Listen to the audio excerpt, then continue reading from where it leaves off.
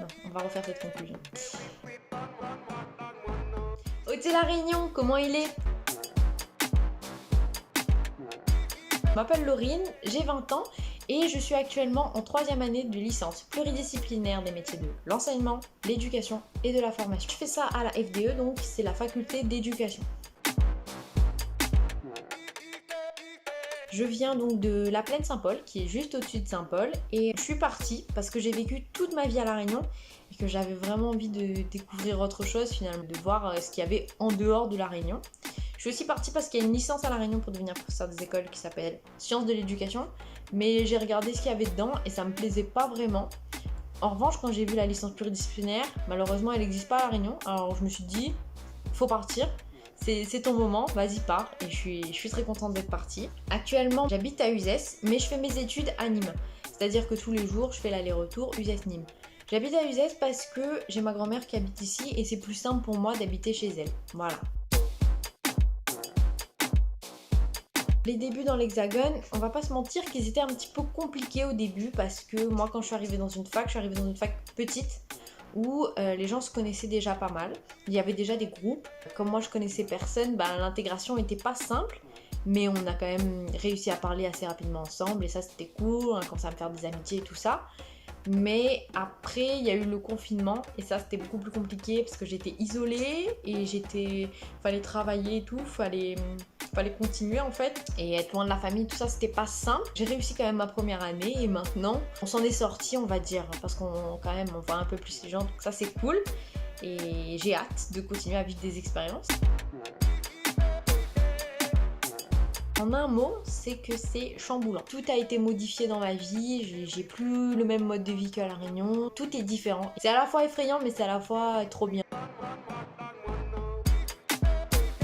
C'était de devenir professeur des écoles, enfin, c'est toujours de devenir professeur des écoles et pour ça il faut que je fasse un bac plus 5 et moi comme je suis encore au bac plus 3, je travaille pour finir mon bac plus 5 et après passer le concours et voilà, après je serai professeur des écoles.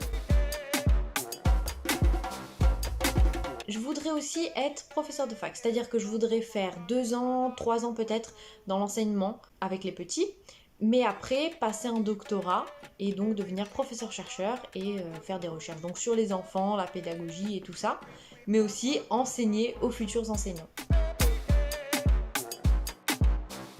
C'est mon île de cœur, je ne pourrais jamais m'en passer. Y retourner en vacances c'est un véritable plaisir. Et puis il y a ma famille là-bas, donc c'est encore mieux d'y retourner. Après, je compte pas revenir tout de suite parce que je trouve que j'ai encore plein de choses à découvrir à l'extérieur. Mais un jour, je pense que quand je serai plus âgée, je reviendrai à La Réunion pour finir ma vie là-bas parce que quand même, c'est mon île de cœur. Je vous conseille de faire un maximum de recherches sur la formation, sur le lieu où vous allez habiter ou ce genre de choses. Mais faire les recherches pour, on va dire, diminuer le stress. Parce que quand on arrive, on est déjà stressé donc de découvrir un nouvel endroit. Si en plus on ne connaît rien du tout, c'est encore plus dur. Donc appelez des gens, même si vous avez l'impression que vous dérangez pas. Il y a des associations, comme ce que je suis en train de faire là, c'est parfait. Il faut regarder des vidéos, chercher des informations, appeler des gens pour découvrir en fait, pour ne pas être dans le stress une fois que vous serez dans votre nouvelle ville. Comme anecdote, j'ai une anecdote très marrante qui me fait rire toujours. J'avais l'habitude d'aller au lycée en savate et en short. Et quand je suis arrivée ici, on était encore en été, alors je me suis dit je vais y aller en savate et en short comme j'avais l'habitude de faire. Et dans ma fac, les gens ne comprenaient pas pourquoi j'étais en savate parce que ici venir en savate en cours c'est pas normal. Donc on m'a demandé à plusieurs reprises si je venais pour aller à la plage. Alors que pas du tout, j'allais juste en cours, voilà. Et ça me fait toujours autant rire.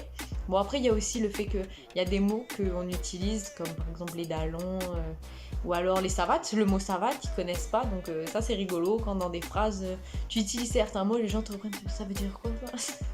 C'est plutôt marrant. Moi je suis partie et je m'amuse beaucoup. Je suis très épanouie en France mais j'aimerais savoir et où? C'est quoi vos histoires?